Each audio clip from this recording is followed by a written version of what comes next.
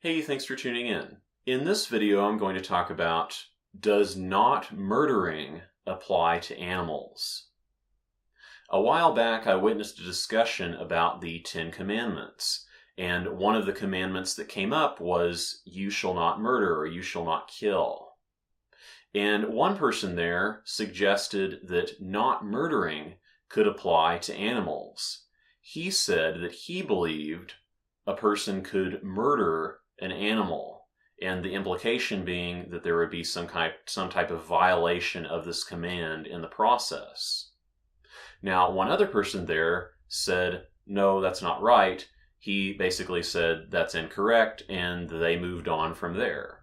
I'm pretty sure that regardless of the validity of the one view, that no one changed their mind with that discussion. And so instead, I wanted to bring this more into the issue of the text and bringing in other commands that may not be on everyone's awareness in the same way. So first, in regard to this command in Exodus 20:13 of you shall not murder or you shall not kill. This word translated as murder or kill is ratzach. We do not have any examples in the text of ratzach being applied to animals. So this is the first thing that we want to consider.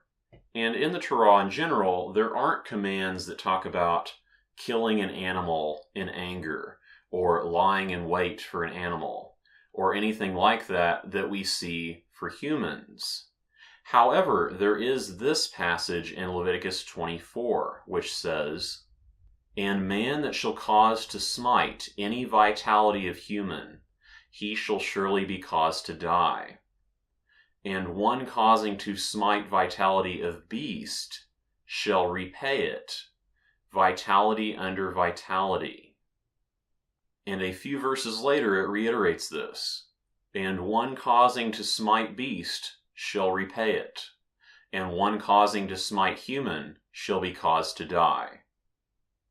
So this passage provides a clear separation between these two issues, that causing to smite, a commonly used term for killing, is different when dealing with a beast as opposed to a human. If one is smiting a beast, they are repaying it, they are replacing it. But if one is smiting a human, they are being given the death penalty. This is one of the more overt examples of this distinction. We also might consider some commands like Exodus 22:1, that man shall steal bull or flockling, and he shall butcher it, or he sold it. He shall repay 5 herd under the bull, and 4 flock under the flockling.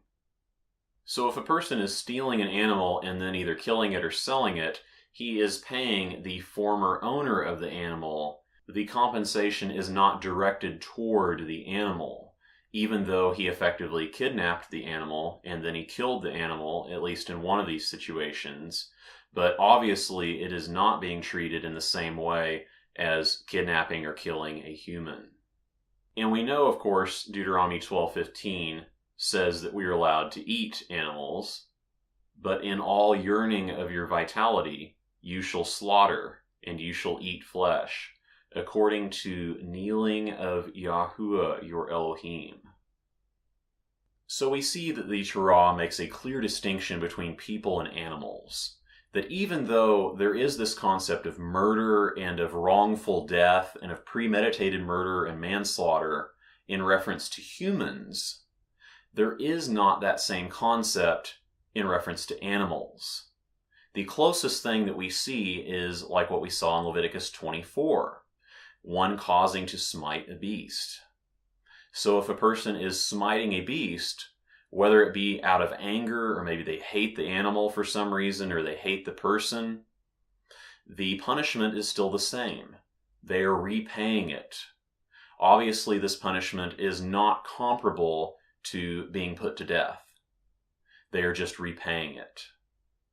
So animals are treated very differently from humans in the Torah. But that being said, that does not mean there are no laws regarding animals or regarding the protection of animals, so to speak, in the Torah, such as we see in Deuteronomy 25, verse 4.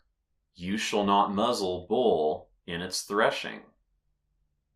So there are restrictions on how we are to treat animals. And we also see this in reference to the Shabbat, the Sabbath, which is the ceasing.